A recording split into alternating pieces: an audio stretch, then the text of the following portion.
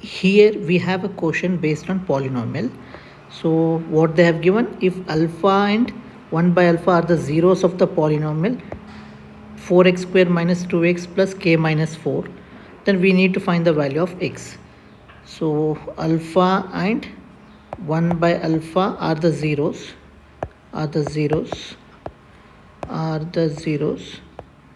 which they have given.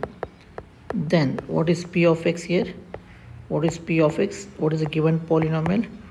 4x square minus 2x plus k minus 4.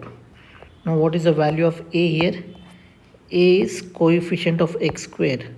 Coefficient of x square is 4. What is b? Coefficient of x, that is minus 2. And then what is c? This entire constant term is c, that is k minus 4. Sorry, c is equal to k minus 4. Then we know that what is the product of zeros? Product of zeros is c by a. Then what are the zeros here? They are given alpha and 1 by alpha.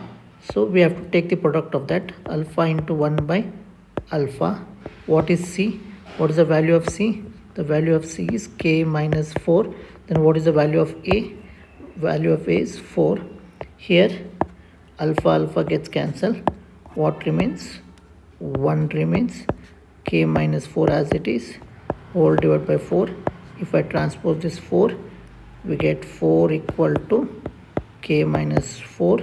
If I transpose that minus 4 to the LHS, we get plus 4, which is equal to k. And finally the value of k is 8. 4 plus 4 is 8. Thank you.